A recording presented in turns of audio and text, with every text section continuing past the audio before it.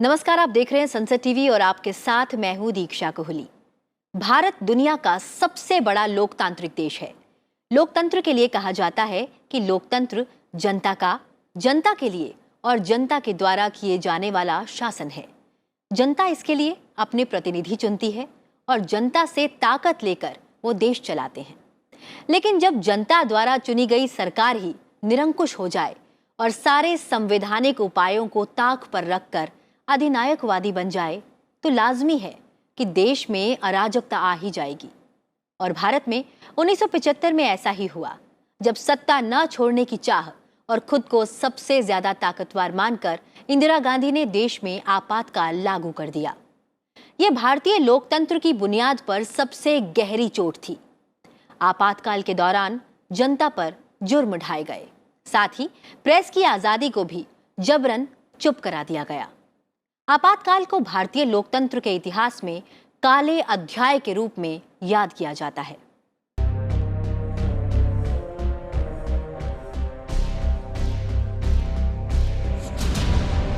भाइयों और बहनों, राष्ट्रपति जी ने आपातकाल की घोषणा की है। 26 जून 1975 की सुबह ऑल इंडिया रेडियो में तत्कालीन प्रधानमंत्री इंदिरा गांधी की आवाज में संदेश प्रसारित हुआ। पूरे देश ने इसे सुना। इंदिरा गांधी ने कहा, भाइयों और बहनों, राष्ट्रपति जी ने आपातकाल की घोषणा की है, लेकिन इससे सामान्य लोगों को डरने की जरूरत नहीं है। इसके साथ ही देश में आपातकाल का दौर शुरू हुआ। इसका प्रावधान देश में आंतरिक अशांति से निपटने के लिए भारतीय संविधान की धारा 352 के तहत किया गया है। लोगों के मौलिक अधिकार निलंबित कर दिए गए। देश भर में प्रेस सेंसरशिप लगा दी गई। इंदिरा गांधी का रेडियो संदेश प्रसारित होने से पहले 25 जून की रात को देश में आपातकाल लागू करने का फैसला हो चुका था। आधी रात को ही प्रधानमंत्री ने तत्कालीन राष्ट्रपति फखरुद्दीन अली अहमद से इस फैसले पर दस्तखत करवा लिए थे।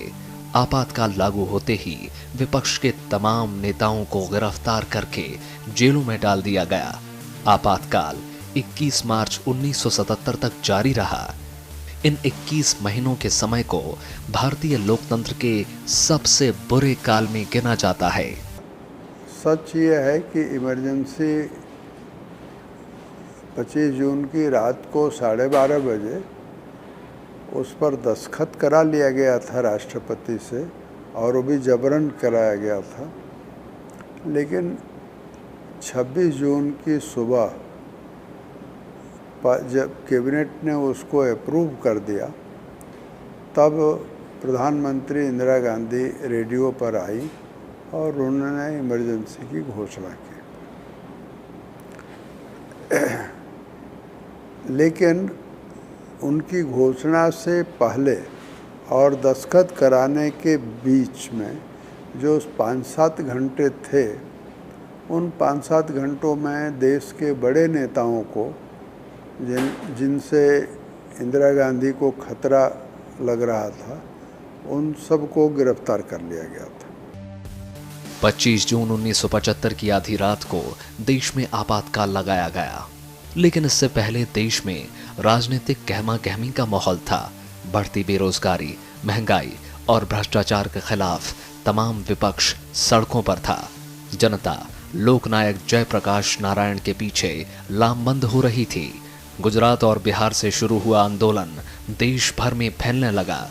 इंदिरा गांधी के सलाहकारों ने इस आंदोलन से सख्ती से निपटने की सलाह दी। उनसे कहा गया कि अगर सख्ती नहीं दिखाई गई तो उनकी सत्ता को खतरा है।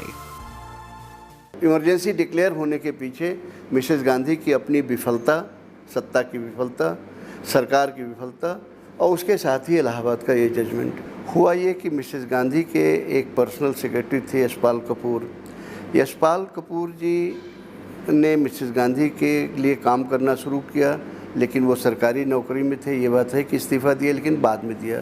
तो 3-4 दिन उन्होंने सरकारी नौकर की हैसियत से मिसेस गांधी का काम किया इलेक्शन का। तो इलाहाबाद हाई कोर्ट में जब ये मसला आया तो उन्होंने ये और उसके अलावा और भी कई धाराओं को लेके जो जज थे जगमोहन लाल सिन्हा, उन्होंने मिसेस गांधी के इलेक्शन को नल एंड वाइड डिक्लेयर कर दिया। इससे पहले 1971 में हुए लोकसभा चुनाव में इंदिरा गांधी रायबरेली सीट से निर्वाचित हुई। इस चुनाव में इंदिरा गांधी ने विपक्ष के उम्मीदवार और मुख्य प्रतिद्वंदी राजनारायण को पराजित किया। चुनाव में सरकारी मशीनरी के दुरुपयोग के आरोप के साथ राजनारायण अदालत गए। 12 जून 1975 को इलाहाबाद हाईकोर्ट ने इंदिरा गांधी का निर्वाचन रद्द करते हुए उनके अगले 6 साल तक चुनाव लड़ने पर रोक लगा दी। मामला सुप्रीम कोर्ट गया। 24 जून को सुप्रीम कोर्ट का फैसला आया। सुप्रीम कोर्ट ने निर्वाचन रद्द करने के फैसले को सही ठहराया, लेकिन इंदिरा गांधी को प्रधानमंत्री बने रहने की छूट दी। वो लोकसभा में जा सकती थी, लेकिन वहां वोट नहीं कर सकती थी। जेपी के नाम से मशहूर जयप्रकाश नारायण ने ऐलान किया कि अगर 25 जून को इंदिरा गांधी अपना पद नहीं छोड़ेंगी तो अनिश्चितकालीन देशव्यापी आंदोलन किया जाएगा। दिल्ली के रामलीला मैदान से जेपी ने रामधारी सिंह दिनकर की कविता सिंहासन खाली करो कि जनता आती है, इसको नारे की तरह इस्तेमाल किया। उन्होंने कहा कि मुझे गिरफ्तारी का डर नहीं है और मैं इस रैली में भी अपने उस आह्वान को दोहराता हूं ताकि कुछ दूर संसद में बैठे लोग भी सुन ले। मैं आज फिर सभी पुलिसकर्मियों और जवानों का आह्वान करता हूं कि इस सरकार के आदेश नहीं माने, क्योंकि इस सरकार ने शासन करने की अपनी वैधता खो दी है। तो ये 2-3 पत्र लेकर मैं दिल्ली 25 जून को आया था। 75 में जब इमरजेंसी लगी, और मेरे लिए दिल्ली एक नया शहर था। दिल्ली में बस पर चढ़ना, और बहुत दूर मेरे गांव के एक व्यक्ति रहते थे, उनके यहाँ जाकर मैं रहा। अगली सुबह मुझे इन लोगों से मिलना था। जैसे ही मैं सबसे पहले गांधी शांति प्रतिष्ठान गया मिलने के लिए अनुपम मिश्र से, तो वो घर पर नहीं थे। उनके पिता भवानी प्रसाद मिश्र जी थे, जो आपातकाल में बहुत देश के बड़े मशहूर कवि थे। तब वे हर शाम आपातकाल में कविता लिखते थे। त्रिकाल संध्या नाम से उनकी आपातकाल के अनुभव की अद्भुत कविताएं हैं। तो भानी बाबू ने बड़े प्रेम से बैठाया, बहुत हम लोगों का स्वागत किया। जाना कि प्रोफेसर कृष्णा जी ने भेजा। कृष्णा जी बड़े सम्मानित व्यक्ति थे। उन्होंने बताया कि तुम कहाँ के रहने वाले हो, पूछा तो मैं बताया जयप्रकाश जी के गाँव का। तो कहा तुम्हें मालूम है कि सब लोग रात में गिरफ्तार हो गए, जेपी यहीं ठहरे हुए थे। मैंने कहा मुझे अभी नहीं मालूम है। सुबह सुबह मैं दिल्ली आया था, दोपहर में गया था, अखबार देखा नहीं था, अखबारों में खबरें भी नहीं थी। तो एक सदमा की तरह हम सबको लगा। फिर बहुत स्नेह से वो हमसे मिले और कहा कि अब तुम जहाँ भी जाओ ये मत बताना कि कहाँ के रहने वाले हो, कैसे छात्र हो या जयप्रकाश जी के आंदोलन से जुड़े हो। उन्होंने मेरे हित में सावधानी बरतने के लिए बात कही। शाम होते होते सत्ता के गलियारों में गहमा गहमी बढ़ गई। इंदिरा गांधी ने अपने सलाहकारों से मंत्रणा के बाद आंतरिक उपद्रव की आशंका के मद्देनजर आपातकाल लगाने का फैसला किया। आधी रात को तत्कालीन राष्ट्रपति फखरुद्दीन अली अहमद से आंतरिक आपातकाल लागू करने का फरमान जारी करवा लिया गया। 25 जून की शाम को तमाम अखबारों की दफ्तरों की बिजली काट दी गई।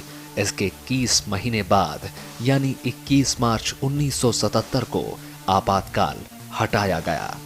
आपातकाल लागू करने का फैसला कांग्रेस के लिए घातक साबित हुआ।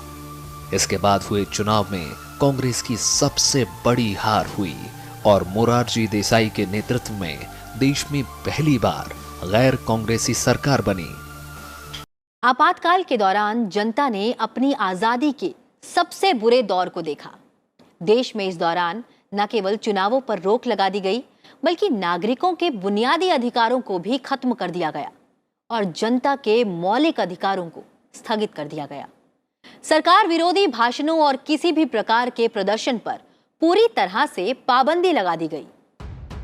इमरजेंसी की घोषणा के बाद इसका नकारात्मक असर समाज के हर क्षेत्र में देखने को मिला।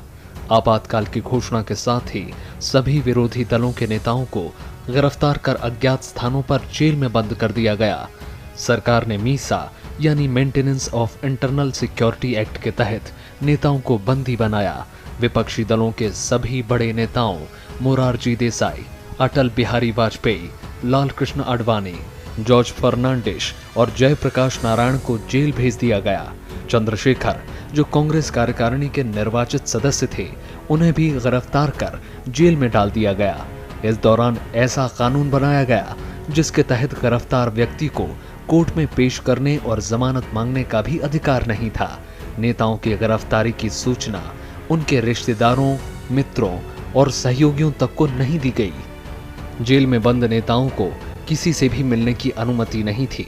उनकी डाक तक सेंसर होती थी और मुलाकात के दौरान खुफिया अधिकारी मौजूद रहते थे। कहाँ देश भर में क्या हो रहा है, सुब्रमण्यम स्वामी कैसे आए और चले गए, किस तरह के प्रयास पुनः लोकतंत्र की बहाली के लिए विरोध पक्ष से चल रहा है, जेलों में नेता आपस में क्या बात कर रहे हैं, चंद्रशेखर कैसे अपनी जेल डायरी रख रहे हैं, कैसे उनको तन्हाई में रखा गया है, कैसे जॉर्ज फर्नांडिस के लिए पुलिस कोशिश कर रही। बाद में जॉर्ज फर्नांडिस गिरफ्तार भी हुए, तो जब उनके मुकदमे की पेशी होती थी तो याद है हमें कि विश्वविद्यालय में हम छात्र किसी किसी के पास रेडियो होता था, जिसके पास रेडियो था 25-50 लोग वहाँ बैठ करके बिल्कुल मैं कहूँ कि नियम और स्वानुशासन के तहत वहाँ मौजूद हो जाते कि आज जेल में क्या होने वाला है जॉर्ज फर्नांडिस के साथ, क्योंकि बीबीसी अपनी रिपोर्टिंग की साख के लिए तब जाना जाता था, और ख़ास तौर से मार्क तुली एक पत्रकार के रूप में। तो वो अवसर, वो दिन हम सबकी स्मृति में है। आपातकाल के दौरान पुलिस अत्याचार और दमन आम बात थी। इस दौरान पुरुष और महिला बंदियों के साथ अमानवीय अत्याचार किया गया।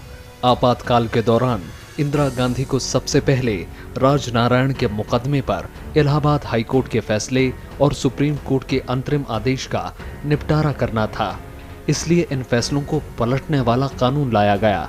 इसके लिए संविधान को संशोधित करने की कोशिश भी की गई। आपातकाल के दौरान ही संविधान का 42वां संशोधन किया गया, जिसके तहत संविधान के मूल ढांचे को कमजोर करने, उसकी संघीय विशेषताओं को नुकसान पहुंचाने और सरकार के तीनों अंगों के संतुलन को बिगाड़ने की कोशिश की गई।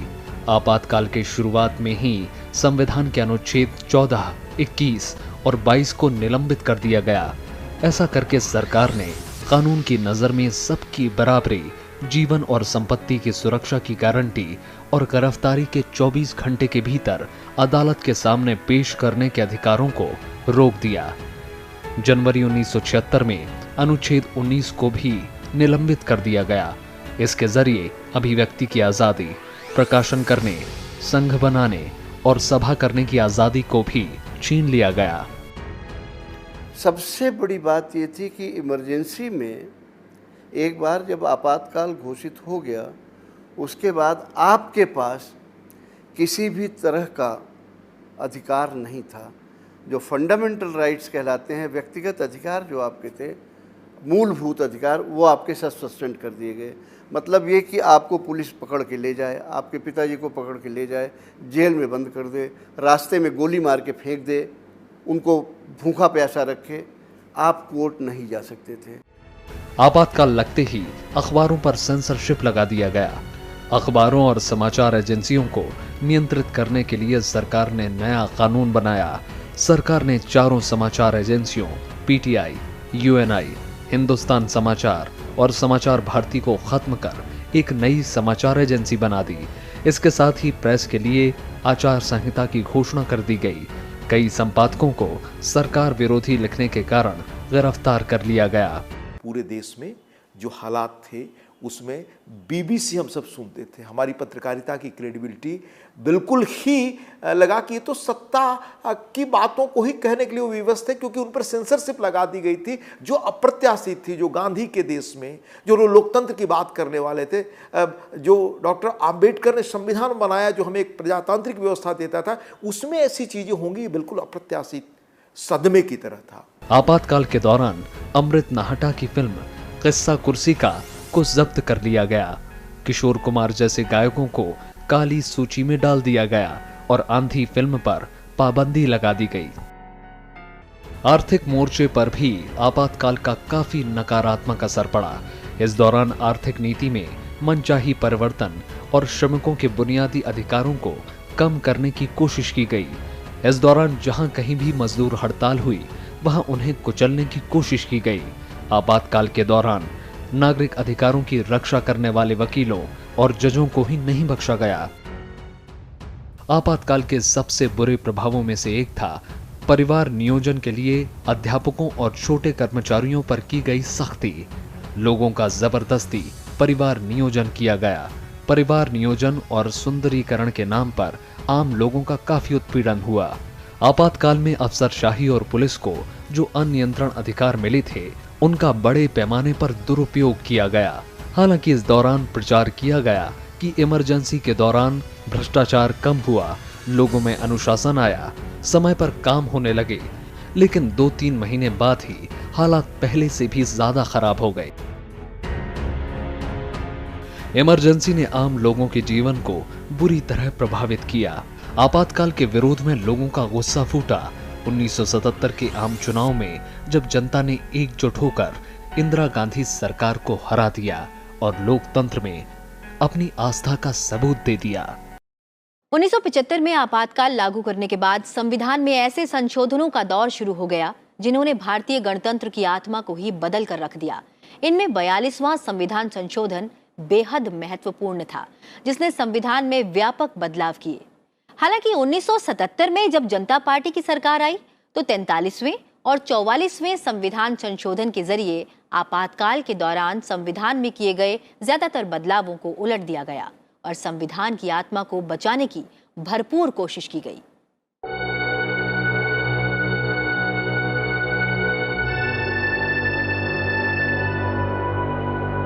आपातकाल और इसको लागू करने को लेकर भारतीय संविधान में अलग से प्रावधान किया गया है। भारतीय संविधान के भाग 18 में अनुच्छेद 352 से लेकर 360 के बीच आपातकाल की चर्चा की गई है। 1975 में तत्कालीन प्रधानमंत्री इंदिरा गांधी ने आपातकाल लागू करने का फैसला किया। आपातकाल में संविधान में शामिल आपातकालीन शक्तियों का बहुत अधिक दुरुपयोग किया गया। आपातकाल लागू करने के बाद संविधान में ऐसे संशोधनों का दौर शुरू हो गया जिन्होंने भारतीय गणतंत्र की आत्मा को ही बदल कर रख दिया। आपातकाल को समय की जरूरत बताते हुए इंदिरा गांधी ने उस दौर में लगातार कई संविधान संशोधन किए। जुलाई 1975 में 38वें संविधान संशोधन के जरिए न्यायपालिका से आपातकाल की न्यायिक समीक्षा करने का अधिकार छीन लिया गया। 2 महीने बाद ही किए गए 39वें संविधान संशोधन के जरिए राष्ट्रपति, उपराष्ट्रपति, प्रधानमंत्री और लोकसभा के अध्यक्ष के निर्वाचन को न्यायिक समीक्षा के दायरे से बाहर कर दिया गया।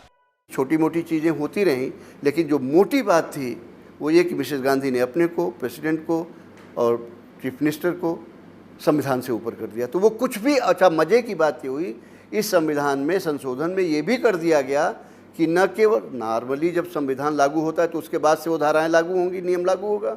उन्होंने ये करवा दिया कि पहले भी अगर कुछ क्रिमिनल और सिविल केसेस हैं तो वो भी सब निरस्त हो जाएंगे। 40वें और 41वें संशोधन के जरिए संविधान के कई प्रावधानों को बदलने के बाद 42वां संविधान संशोधन किया गया। 42वें संशोधन के जरिए एक प्रकार से पूरे संविधान का पुनरीक्षण किया गया और संविधान में बहुत से मूलभूत बदलाव किए गए। 42वें संशोधन के सबसे विवादास्पद प्रावधानों में से एक था मौलिक अधिकारों की तुलना में राज्य के नीति निर्देशक सिद्धांतों को वरीयता देना। इस प्रावधान के कारण किसी भी व्यक्ति को उसके मौलिक अधिकारों तक से वंचित किया जा सकता था। इस संशोधन ने न्यायपालिका को पूरी तरह से बौना कर दिया था।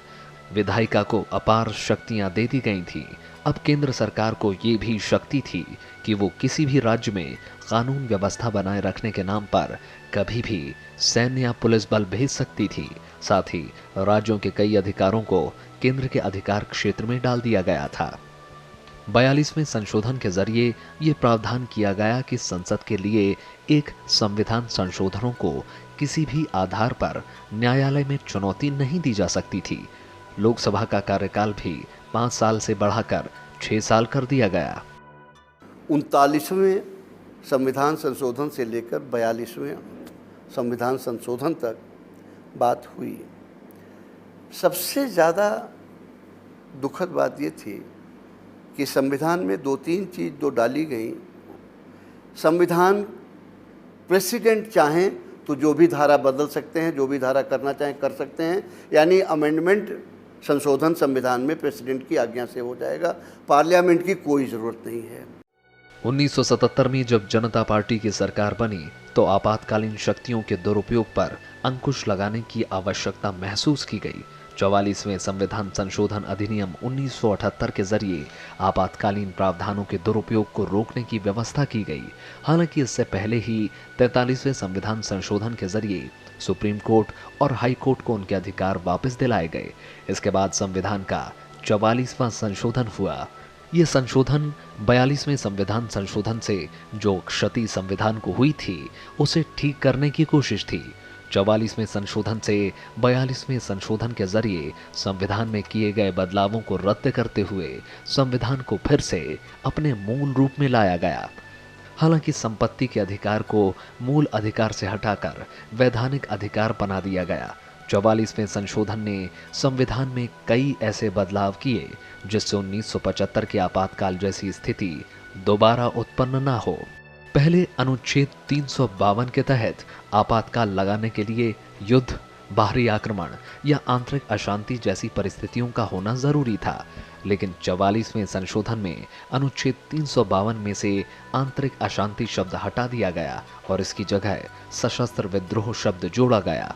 अब इस प्रकार का आपातकाल युद्ध, बाहरी आक्रमण या सशस्त्र विद्रोह या इस प्रकार की अशांति होने पर ही घोषित किया जा सकेगा। सिर्फ आंतरिक अशांति के नाम पर आपातकाल घोषित नहीं किया जा सकता। वर्तमान में यही व्यवस्था लागू है। 42वें संशोधन के जरिए आपातकाल की घोषणा को न्यायिक समीक्षा से बाहर कर दिया गया था, लेकिन 44वें संशोधन से ये बंधन हटा लिया गया। अब आपातकाल लगाने के सरकार के फैसले को कोर्ट में चुनौती दी जा सकती है। ये भी व्यवस्था की गई है कि राष्ट्रपति अनुच्छेद 352 के तहत आपातकाल की घोषणा करेंगे, जबकि मंत्रिमंडल लिखित रूप में राष्ट्रपति को ऐसा परामर्श दे। आपात की घोषणा के 1 महीने के भीतर संसद के दोनों सदनों में विशेष बहुमत से इसके लिए मंजूरी देना जरूरी बनाया गया। इसे लागू रखने के लिए हर 6 महीने के बाद संसद से मंजूरी आवश्यक होगी। लोकसभा के कार्यकाल को दोबारा 5 साल कर दिया गया। 1970 इलेक्शन के बाद 43वां 44वां संशोधन में सबसे बड़ा जो वापस किया गया अधिकार कि फंडामेंटल राइट्स कभी भी नहीं सस्पेंड किए जा सकते, चाहे जो हो जाए। दूसरी बात ये कि जो मिसेस गांधी ने अपने को, राजनीतिज्ञों को सत्ता से ऐसे कर लिया था कि इनके ऊपर कोई मुकदमा नहीं चल सकता, चाहे सिविल हो, चाहे क्रिमिनल हो, चाहे जो हो, वो ख़त्म कर दिया गया। संविधान में एक बार पुनः यह बात जो राष्ट्रपति को अधिकार दिया गया था कि वो संशोधन करते थे, वो ख़त्म कर दिए गए। तो जो बेसिक स्ट्रक्चर था उसे संभाला गया। 38वें संविधान संशोधन के जरिए इंदिरा गांधी ने अनुच्छेद 123 में खंड 4 जोड़कर अध्यादेश के मामले में न्यायिक हस्तक्षेप को रोक दिया। हालांकि जनता पार्टी की सरकार ने 44वें संशोधन के जरिए इस बदलाव को उलट दिया। आपातकाल के दौरान इंदिरा गांधी ने 368 में भी बदलाव किया था ताकि संविधान में किए गए बदलाव की न्यायिक समीक्षा न की जा सके। आपातकाल के दौरान किए गए 42वें संविधान संशोधन के जरिए संविधान की प्रस्तावना 53 अनुच्छेदों और 7वीं अनुसूची में बदलाव किया गया था। ये एक प्रकार से संविधान का पुनरीक्षण था। हालांकि जनता पार्टी सरकार ने 43वें और 44वें संविधान संशोधन के जरिए संविधान में जो बिगड़ा हुआ था उसे सुधारने की भरपूर कोशिश की। आपातकाल भारतीय लोकतांत्रिक इतिहास के काले अध्याय के तौर पर याद किया जाता है और हमेशा याद किया जाता रहेगा। ये दौर दरअसल भारतीय लोकतांत्रिक मर्यादाओं की परीक्षा की घड़ी भी थी। आपातकाल के दौरान हमारे सामने कुछ सबक ऐसे भी थे जो हमेशा याद किए जाते रहेंगे। आपातकाल के 21 महीनों में इंदिरा गांधी बेहद ताकतवर सत्ताधीश बनी रही, लेकिन इसके खिलाफ उठी आवाजों ने जल्द ही भारतीय लोकतंत्र में अधिनायकवाद के सिद्धांत को पूरी तरह से खारिज कर दिया। जानकार जनता की शासन व्यवस्था में अधिनायकवाद ही हार को आपातकाल का सबसे बड़ा सबक करार देते हैं। आपातकाल ने राजनीतिक तौर पर देश के सामने एक बड़ा सबक ये भी रखा कि आपातकाल के बाद ही देश में पहली गैर कांग्रेसी सरकार का गठन हुआ। ये किसी एक दल की सरकार नहीं थी, बल्कि जनता के ही द्वारा समर्थित उस विपक्ष की सरकार थी जिसका दमन करने के लिए इंदिरा गांधी ने आपातकाल को हथियार बनाया था। इमरजेंसी से पहले हुए चुनाव यानी 1971 में इंदिरा गांधी को भारी बहुमत मिला था। उनके साथ बांग्लादेश मुक्ति संग्राम में पाकिस्तान को बुरी तरह परास्त कर भारत का सर ऊंचा करने की उपलब्धि थी। घरेलू स्तर पर गरीबी हटाओ जैसे नारों से उनकी लोकप्रियता भी 7वें आसमान पर थी। लेकिन 1974 आते आते सब कुछ बदल गया। नतीजा ये हुआ कि इंदिरा गांधी को आपातकाल लगाकर अपनी सत्ता बचानी पड़ी। इस दौरान हुए जुल्मों से जनता का गुस्सा और भड़का और आखिरकार 1977 में इंदिरा गांधी बुरी तरह से हार गईं। राजनीतिक तौर पर यह दौर ये सबक भी देता है कि उपलब्धियों और लोकप्रियता के तमगे के बावजूद अगर जनता की उम्मीदों पर सत्ता खरी ना उतर पाए तो बड़े से बड़ा दांव भी उल्टा पड़ जाता है। आपातकाल के दौरान देश में क्रूर कानूनों के दम पर जनता के अधिकारों का दमन चलता रहा। मीसा और डिफेंस ऑफ इंडियन रूल यानी DIR के बहाने राजनीतिक विरोधियों और आलोचकों को जेल भेजने का अधिकार सत्ता को मिला। लेकिन 1977 में चुनाव के बाद जब जनता पार्टी की सरकार बनी तो 43वें संशोधन के जरिए सर्वोच्च और उच्च न्यायालयों को उनके अधिकार वापस दिलाए गए। इसके बाद संविधान का 44वां संशोधन हुआ, जिसके जरिए संविधान फिर से अपनी मूल अवस्था में आ गया। कुल मिलाकर ये दौर ये सबक भी देता है कि निरंकुश सत्ता अपने अधिकारों के गलत इस्तेमाल से अगर संविधान की मूल भावना में बदलाव करती है तो जनता अपनी शक्ति से संविधान को भी संरक्षित करने का मादा रखती है। एक चीज़ आप जान लीजिए कि दोबारा कभी आपातकाल जैसी स्थिति न बने, उसका एक ही रास्ता है कि लोगों के अंदर अवेयरनेस होनी चाहिए कि आपातकाल कैसे लगा, क्यों लगा और आपातकाल के समय लोगों को क्या भुगतना पड़ा। और एक सबसे अच्छी चीज़ ये होती है, इस पर लिटरेचर छपना चाहिए बराबर, जो बच्चों तक जा सके, स्टूडेंट्स तक जा सके। आपातकाल के इस दौर ने निष्पक्ष पत्रकारिता की भी खूब परीक्षा ली। आज के पत्रकारों के लिए भी आपातकाल किसी सबक से कम नहीं। ज्यादातर मीडिया संस्थानों के झुक जाने के बावजूद जनता की आवाज नहीं दब पाई और आज भी उन पत्रकारों और मीडिया समूहों को सम्मान के साथ याद किया जाता है जिन्होंने सत्ता के आगे घुटने टेकने की बजाय सत्ता से टकराने का साहस दिखाया। पत्रकारिता का स्वरूप हर दौर के लिए एक सबक के साथ ही मिसाल के तौर पर भी याद किया जाता रहेगा।